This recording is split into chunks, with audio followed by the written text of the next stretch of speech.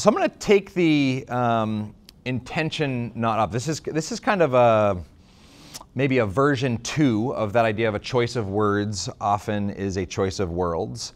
So one of the things I became really clear on, that mentor who asked me, what is something you want to do more of? His name's Mark Levy. And how many of you heard of Simon Sinek? Wrote a book called Start With Why, this golden circle, famous TED Talk. So Mark Levy's claim to fame is that he met Simon Sinek when he was broke, desperate, and poor. And it was like, Simon, you just told me what you did. I have no idea. This is unclear. You need to work with me. You need help. You need my help to help figure out, get clear what your big, sexy idea is. So my co-founder and co-author, Will Wise, passed away 3 years ago, and he was a big thinking partner, right? I spent more time some weeks with Will than I did with my wife. Not most weeks, but some weeks. And so when I lost that thinking partner, I realized that I needed somebody to push my thinking. And so I met Mark and hired Mark to mentor me for a year and help me kind of push my own thinking and come up with a big, sexy idea. And the concept in his language is, what's the idea that you walk into a room full of people that don't like you, don't want to be there, and maybe even are forced to be there, and their arms are crossed? What's the idea that you share with them that's so compelling, so relevant, so useful that it causes them to uncross their arms and be like, well, that's actually pretty interesting?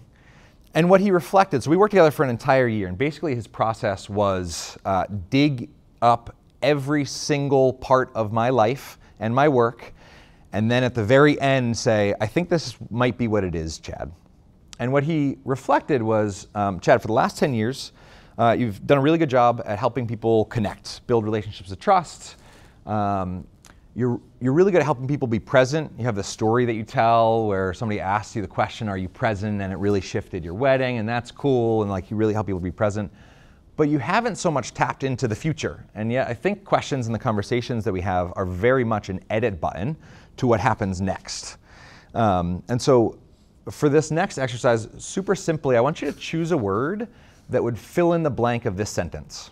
So the language Mark and I came up with was, in other words, we have the ability to literally, not figuratively, talk our way into tomorrow, right? That we have a simple conversation and it edits what happens tomorrow. And so I'd love you to choose a word off your table that fills in this sentence.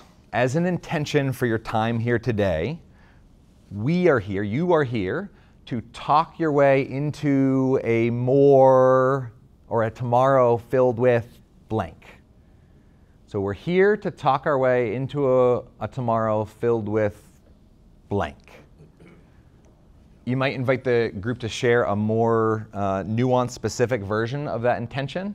But I know, based on experience and also from a whole heap of research, that just by setting an intention like that, it's a little bit more likely to happen, right? Whatever that tomorrow you just set out for, whatever that intention is, it's not guaranteed, right? It's a little bit of a lottery.